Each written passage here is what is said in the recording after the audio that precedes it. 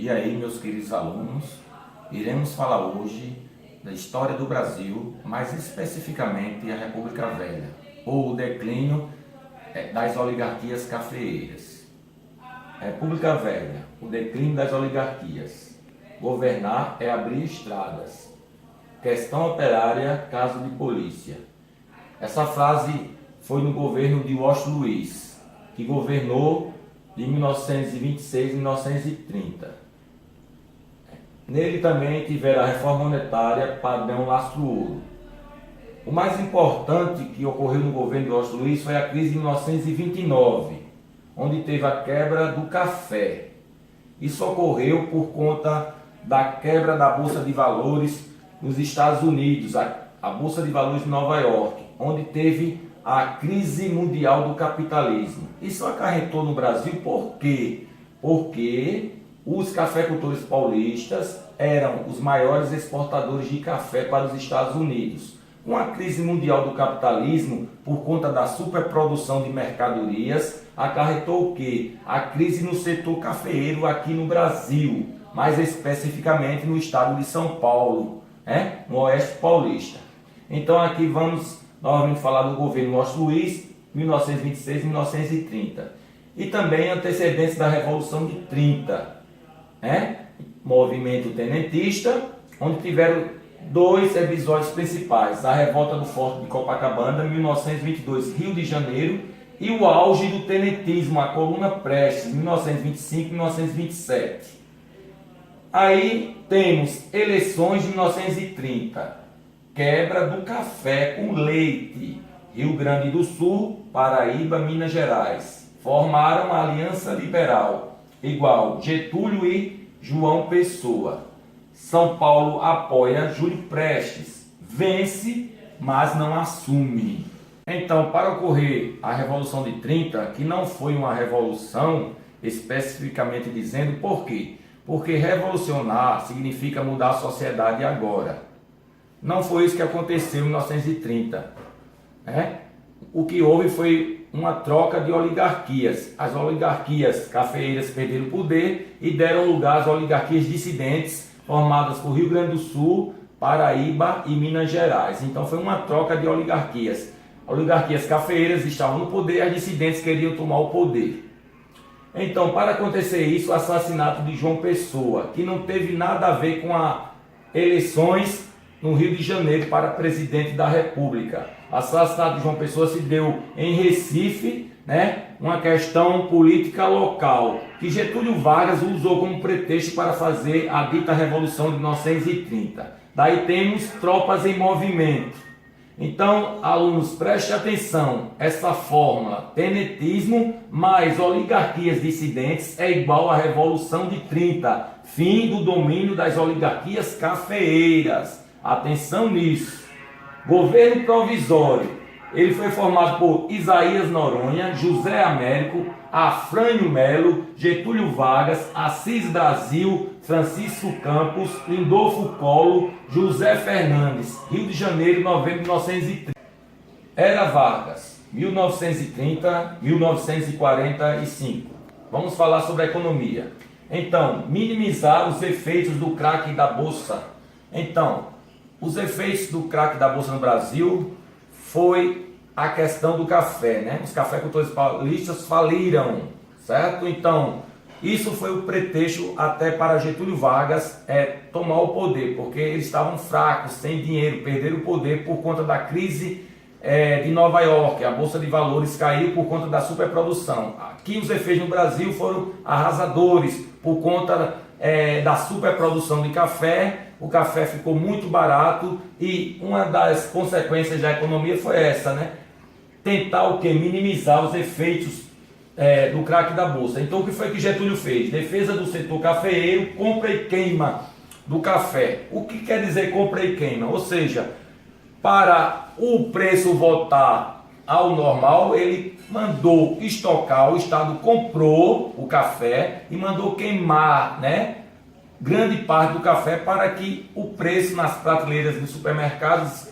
dos mercadinhos, etc., começassem a voltar ao preço anterior da crise de 1929. Então, um dos setores foi essa queima do café, né? Ele comprou e queimou. Então, também houve o processo de industrialização, né? Então, o que é que estava acontecendo na década de 30? Estava acontecendo o fim do liberalismo econômico, né? A não intervenção do Estado na economia, agora as ideias keynesianas, ou seja, adotada lá pelo presidente dos Estados Unidos, Franklin Delano Roosevelt, né? Que vai ser adotada logo após a crise, o New Deal, a nova medida, onde o Estado vai interferir na economia, né? Então Getúlio ele vai o quê? Investir na industrialização, vai gerar empregos, né, para as pessoas que perderam seus empregos também no Brasil, e o setor da industrialização vai ser um ponto forte no governo Vargas. Aproveitamento da capacidade ociosa, ou seja, as pessoas que estavam desempregadas, ele vai começar a colocar no setor industrial. Compra de máquinas do exterior, ausência de concorrência externa. Então, por que essa ausência de concorrência externa? Porque o mundo estava numa economia estatizada, ou seja, o Estado estava intervindo na economia, certo? Então não tinha aquela concorrência do liberalismo econômico, né? O individualismo. Agora o Estado estava intervindo na economia, uma economia direta estatal. Populismo, apoio das massas populares. O populismo, na verdade, é uma política de manipulação da massa trabalhadora. Então, no populismo, né, o povo não é o agente da mudança, né? Então, o agente é o governo, ele diz que é o que muda, que faz. Então, quando o governo que ele recebe os nossos impostos para trabalhar, abrir estradas, né, modernizar, dar emprego, educação, saúde e segurança pública, ele está fazendo nada mais, nada menos do que o papel dele. No caso do populismo, não. Tudo que ele faz, ele diz, foi eu que fiz. Então, é uma política de manipulação da massa trabalhadora, ponto-chave na política de Getúlio Vargas. Leis trabalhistas, centralização do poder e também um apelido de pai dos pobres. Isso daí foi o resumo da era Vargas de 30 a 45. Agora nós vamos falar especificamente do governo provisório de 30 a 1934. Quer dizer que a era Vargas foi dividida em governo provisório de 30 a 34, governo constitucional de 34 a 37 e a ditadura do Estado Novo de 1937 a 1945 com o fim da Segunda Guerra Mundial. Então, no governo provisório, né, que começa de 30, ele vai nomear tenentes e interventores para o governo dos estados. Isso em 1931. O que vem a ser isso? É que os governadores passam a se chamar, né, interventores, certo? Então, com o nome de presidente, não mais o nome de governador. Ou seja, os movimentos tenentistas, ele vai convidar e vai colocar algumas pessoas daquele movimento em cargos, né, políticos durante o governo provisório. Constituição de 1932, São Paulo contra Getúlio Vargas. O que vem a ser isso? Uma guerra civil. Guerra civil é uma guerra entre pessoas da mesma nacionalidade, ou seja, o Estado de São Paulo queria uma Constituição e Vargas não queria. O que aconteceu? Uma guerra civil. A oligarquia tenta voltar ao poder. Ou seja, os cafeicultores, durante essa Revolução Constitucionalista de 1932, tentam voltar ao poder. Vai acontecer o quê? O MMDC, Miragaia, Drauzio Camargo e Martins, heróis de guerra, dia 23 de maio. Então eles são homenageados com a sigla MMDC, a tropa de São Paulo, com os heróis de guerra, Miragaia, Martins, Drauzio e Camargo, compondo-se MMDC. Então, São Paulo teve a derrota militar, porém, vitória política, certo? O que quer dizer isso? É que perderam a batalha, mas conseguiram o quê? Que Getúlio voltasse atrás. Em 1933 começasse a fazer uma Assembleia Constituinte e em 1934 vai ser promulgada a Constituição de 34. Então vamos lá. Constituição de 1934 promulgada, leis trabalhistas e voto feminino, né? Então essa Constituição, ela dava direito de voto às mulheres e às leis trabalhistas, foi um avanço, né? Só que para acontecer essa Constituição foi preciso uma guerra civil, então Vargas não queria, né? Mas na história, por muito tempo, ele colocava isso um grande feito dele, né? Daí vai surgir esse apelido de pai dos pobres por todas essas coisas que ele coloca como seu feito. Mas na verdade essa Constituição só existiu por conta da Guerra Civil, a Revolução Constitucionalista de 1932, ok? Então, também houve deputado classista, ou seja, né, a questão de classes. Governo Constitucional, 1934 a 1937.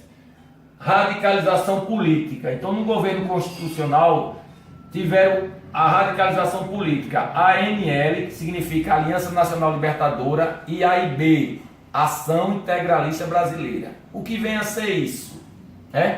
A ANL, né, de caráter de cunho comunista, líder, o ex-movimento da coluna Prestes, Luiz Carlos Prestes, né, o tenente, que se torna comunista. Preste atenção, durante a coluna Prestes ele não era comunista, né? Depois é que ele adere ao comunismo. Então, agora, o ANL ele vai ser o líder dos comunistas no Brasil. A ANL, a Aliança Nacional Libertadora, contra a Ação Integralista Brasileira, ou integralismo, comandado por Plínio Salgado, de direita, Nação Anauê, ou chamados camisas verdes de cunho fascista, certo? Sabemos que durante esse período na Europa estava em ascensão o fascismo de Benito Mussolini e o nazismo de Adolf Hitler. Então, Plínio Salgado tinha essas características fascistas, nacionalismo, fascismo, né? E toda a intervenção do Estado na economia, ou seja, o Estado totalitário, né, nacional.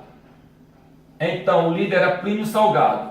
Em 1935, vamos encontrar aqui, ó, a intentona comunista fracassou. Houve caças aos comunistas, né? Então, nesse episódio, tivemos o fracasso da intentona comunista, onde Luiz Carlos Prestes veio, né, da ex-União Soviética Comunista, né, com Olga Benário, né, como espiões. Eles se apaixonaram e ele teve uma filha. Depois da prisão de Luiz Carlos Prestes e Olga Benário, Getúlio Vargas ele entrega Olga Benário, né, que teve uma filha de um brasileiro, Adolf Hitler, e ela é morta em 1942 durante a Segunda Guerra Mundial na Câmara de Gás. Ou seja, pelas leis brasileiras não poderia entregar uma mulher que estava grávida de um brasileiro. E Getúlio fez isso, né, porque mantinha relações de amizade com o fascismo e o nazismo, ou seja, com Adolf Hitler e Benito Mussolini. Então, vamos agora o último tópico do período constitucional, de 34 a 37, que vai ser o quê? Em 1937, ano que iria acontecer as eleições para presidente, Getúlio anuncia o Plano Cohen, ou seja, pseudo-comunista. O que quer dizer pseudo-comunista? É um falso plano onde ele acusava a invasão da União Soviética dos comunistas no Brasil. Ou seja, então, o que é que ele vai fazer? Ele vai decretar um estado de sítio, não vai fazer as eleições e anuncia a ditadura do Estado Novo. Se você gostou desse vídeo, dê o seu like para o YouTube saber que você está gostando e se inscreva no canal. Próximo tópico, nós iremos falar sobre a ditadura do Estado Novo, de 1937 a 1945, com o fim da Segunda Guerra Mundial, e a participação dos nossos pracinhas na Segunda Guerra Mundial, ok? Vamos lá!